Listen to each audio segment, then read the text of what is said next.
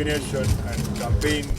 Nga beetegekera okulonda kwa bonna olwaleero ekitongole kivunaanyizibwa ku by'okuzimba n'amayumba mu ggwanga ki National Housing kikwasizza akakiiko k'ebyokulonda mu ggwanga amaka gaako agasangibwa e Rwezabbi Lubowa mu munisipaali ya Makindye Ssaabagabo mu disitulikiti ey'e Wakiso. Gutudde ku acres 5.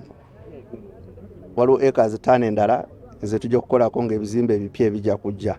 Naye guno ogusoose gutute nga bilioni 10. Okusobola okutegeka okusunsula okwaba abeegwanyiza entebe esinga obukulu mu ggwanga eya President, bano batubulidde nti omulimu guno bagukoze bukwakku era nga gukulongodde wiiki 5 zokka.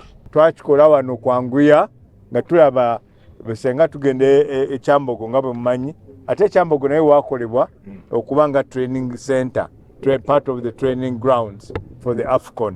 Kale kibadde kijja bakaluubiriza nnyo. Ne tuzimba ekikombera ekitwetoolodde, ne tusitula amasanyalazi amazito nnyo aga 11 kVA ne tugaleeta ku site, ne tusitula internet cable. Wano akakiiko ak'ebyokulonda mu ggwanga okategeerezza nga bakoze enkyukakyuka mu kakuyege eri ababeegwanyiza entebe y'obwa pulezidenti mu ggwanga nga babadde balina okutandika mu mwezi ogw'Ekkumi, kati baakutandika ku nkomerero y'omwezi ogw'Omwenda. Katundu mundatandika campaign mujja kusooka mutuule ne bannammwe bakandidates abalala tukole kitwandise harmonization.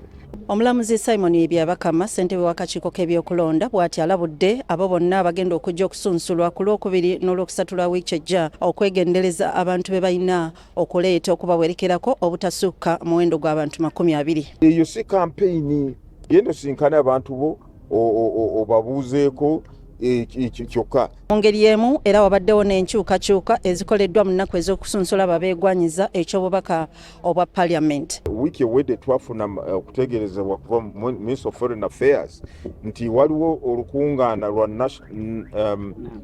NAM era naffe ne tukyusaamu okusunsulwamu kwa Parliament katugenda kubeerawo ng'ennaku 22 23 omwezi gw'Okitoba.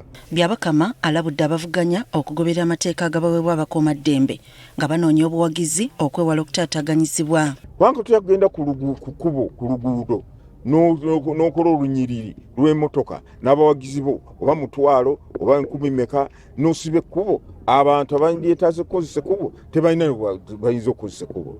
Wano minisita w'ebyenguudo Edward Katumba Wamala era nga yabadde omugenyi omukulu ku mukolo guno wasabidde bannayuganda okubeera abasaale mu kkuuma emirembe beesonyiwa ekyakazibwako eggaali naddala mu biseera by'okulonda. Temutegeka ggaali kuba zijja kubaako emipiira ate emiyinza okuba emipiira tegirina sipeya. N'olwekyo mbasaba ffenna tubeere ba mirembe ate buli munnayuganda kikkakatako okulonda. Omulimu guno gwonna nga guwedde okusinziira ku kitongole ekivunaanyizibwa ku by'okuzimba n'amayumba mu ggwanga ki National Housing gusuubirwa okumalawo obuwumbi bw'ensimbi za kuno 400. Susan Nanyanzi, Agafeeyo, ku Spark TV.